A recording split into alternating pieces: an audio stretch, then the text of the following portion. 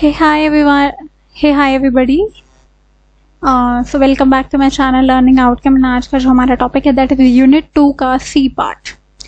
Unit 2 का A and B video has already been uploaded on my channel. तो आप देख सकते हैं डिस्क्रिप्शन बॉक्स में प्लेलिस्ट गिवन है sociological basis of education B.Ed second semester. तो हम आज third part and the last video of today will be uploaded. आप अगर देख रहे हैं तो don't forget to hit like comment and subscribe करके बेल आइकन पर क्लिक कर लेना ताकि आपको टाइमली वीडियो अपडेट्स मिलते रहें.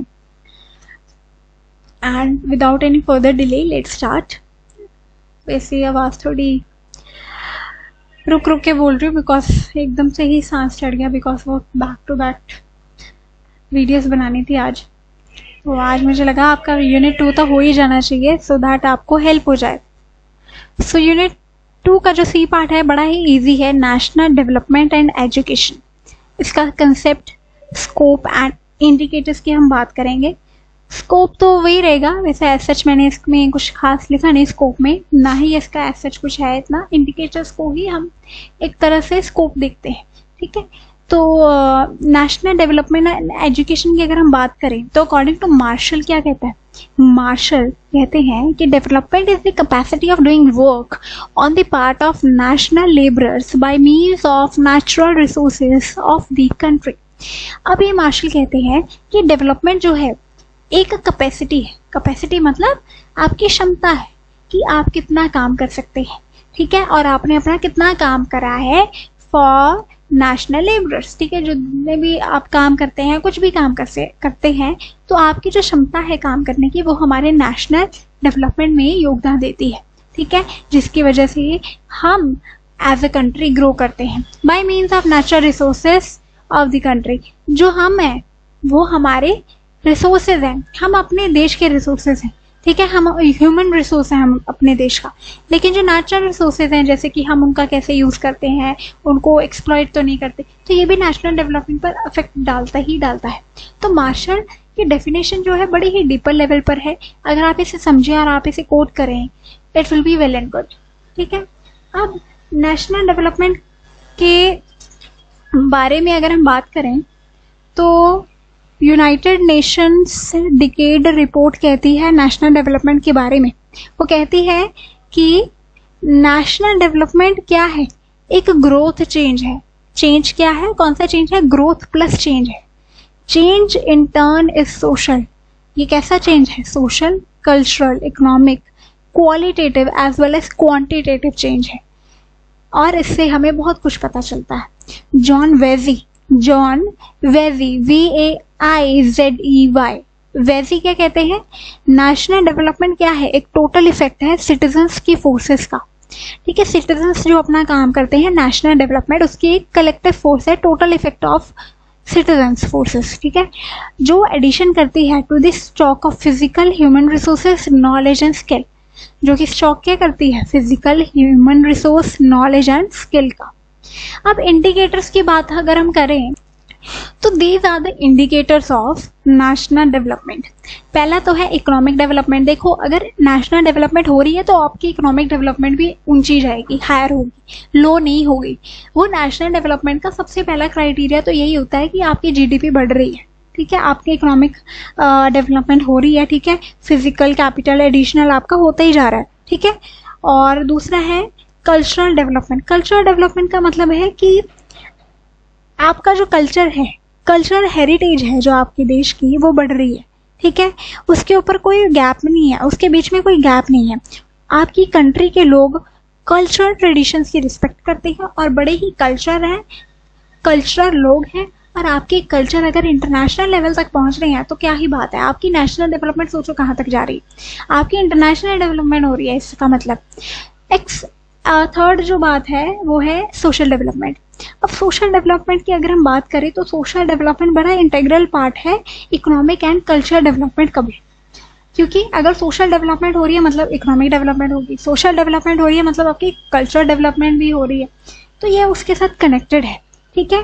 तो सोशल इकोनॉमिक रेवोल्यूशन जो है वो सोशल डेवलपमेंट की वजह से ही आती है.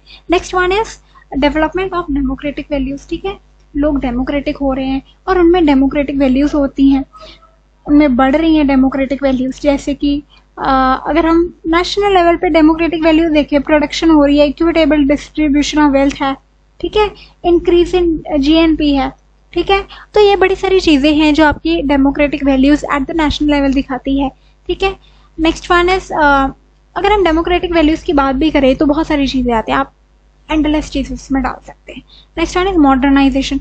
मॉडर्नाइजेशन का मतलब ये है कि आपके सोसाइटी के सारे स्टीरियोटाइप्स एंड प्रेजुडिसेस एक टाइम पे खत्म हो जाते हैं, आप साइंटिफिक बन जाते हैं, आप साइंटिफिक एडवांसमेंट्स को और टेक्नोलॉजी को एक्सेप्ट करते हैं। यही तो मॉडर्नाइजेशन है। इसका मतलब ये थोड़ी वेस्टर्न बन जाओ, नहीं, वेस्टर्न बन जाओ नहीं, टेक्नोलॉजी और बेटर चेंज को एक्सेप्ट करना, ऑर्थोडॉक्स सोसाइटी को रिमूव करना, पॉवर्टी को रिमूव करना, बड़ी सारी चेंजेस हैं, ठीक है। सेकुलरिज्म। सेकुलरिज्म का मतलब है कि यहाँ पे धर्म जाति के नाम पे विवाद नहीं होंगे। यहाँ पे सेकुलरिज्म का मतलब है कि हर किसी को रिलीजन अडॉप्ट करने का, कोई भी रिलीजन फॉलो करने की फ्रीडम है। अगर नहीं भी करना है तो उसकी भी फ्रीडम है। अगर आप कोई भी रिलीजन फॉलो नहीं करते, it is well and good, ठीक है, वो भी कोई इशू नहीं है। सेकुलरिज्म का मतलब है different religions but one nation. Different religions हैं लेकिन एक देश है, और हमारा देश क्या है? भारत। तो भारतीय सबसे पहले, हिंदुस्तान सबसे पहले, फिर कोई religion. International understanding and peace. International understanding and peace एक नेशनल डेवलपमेंट है का इंडिकेटर है। क्यों? क्योंकि बहुत सारे हमारे जो इंटरनेशनल टेक अवेज हैं और हमारा जो स्टैंड है वो हम रख सकते हैं। अगर हम अंडरस्टैंडिंग और पीस डेवलप करते हैं तो हमारे देश में कोई लड़ाइयाँ नहीं होंगी, कोई विवाद नहीं होंगे, कोई राइट्स, कोई दंगे फसाद नहीं होंगे, कोई इंट्रानेशनल हमारी कोई भी कंफ्लिक्ट नहीं देखने को मिलेंगे, ठीक है। तो international understanding and peace is very important and indicator of national development. अगर हम रोल की बात करें तो रोल ऑफ एजुकेशन क्या है नेशनल डेवलपमेंट में? सबसे पहले कंस्ट्रक्टिव एंड क्रिएटिव रोल। ये हमने ए पार्ट में भी सारा कुछ डिस्कस कराया हुआ है, स्पेशली फर्स्ट पार्ट ये हमने बड़ा डिटेल में डिस्कस करा था, तो आप ए पार्ट की वीडियो जरूर देखिए अच्छे से। Next one is constructive role की अगर हम बात करें तो ए पार्ट में मैंने बड़े अच्छे से एक्सप्लेन करा है, आप जाके सुन सकते हैं। Next one is environment awareness, ठीक है। एनवायरमेंट के रिगार्डिंग आपकी अवेयरनेस है, ठीक है, आप एनवायरमेंट के प्रति सतर्क हैं, आप अपने एनवायरमेंट को हार्म नहीं करते, उसे पोल्यूट नहीं करते। पोल्यूशन का, लाइट पोल्यूशन भी बड़ा अच्छा अगर हम डिस्कस करें तो लाइट पोल्यूशन बड़ा होता है। आप लाइटें छोड़ के चले जाते हैं, लाइटें ऑन रहती हैं, मुझे बताओ जरा कमरों में कौन है, ठीक है। एज अ टीचर आपकी ये रिस्पॉन्सिबिलिटी बनती है कि आप अपने बच्चों में ये वैल्यूज को इनकलकेट करें कि बच्चे अगर क्लास के बाहर जाना है, लाइट फैन ऑफ, ठीक है, रूम लॉक, ठीक है, उसको कुंडे लगा दो बाहर से, ठीक है, कोई आके बैठे ना, आपकी क्लास के अलावा कोई ना हो वहाँ पे, ठीक है। आप एनवायरनमेंट को साफ सुथरा रखें। आप कहीं जाते हैं, फॉरेन में चल जाओ, रैपर जेब में रखेंगे लेकिन इंडिया में फेंक देंगे। मैंने कितनी बारी बसेस में जाते हुए बच्चों को देखा है, स्कूल की बसेस में जा रहे बच्चे होते हैं, खाते पीते हैं और बस के बाहर कूड़ा फेंक रहे हैं। मेरा मन करता है कभी मैं बस को रोकूं और उन बच्चों को बोलूं, is this way your school is teaching you this values? उनके स्कूल में जाके कंप्लेंट करूंगा, ठीक है, उनके स्कूल को ईमेल लिखूंगा। मेरा बहुत मन करता है, लेकिन मैं फिर सोचती हूँ कि बच्चों का क्या कसूर है? बच्चों को ये चीजें सिखाई नहीं जाती, पेरेंट्स नहीं सिखाते, टीचर्स नहीं सिखाते। ये छोटी छोटी चीजें हैं। क्या सफाई घर और स्कूल तक सीमित रहनी चाहिए? नहीं, सड़कों पर भी बच्चे बस में बैठे हैं तो रैपर क्या अपनी जेब में नहीं रख सकते?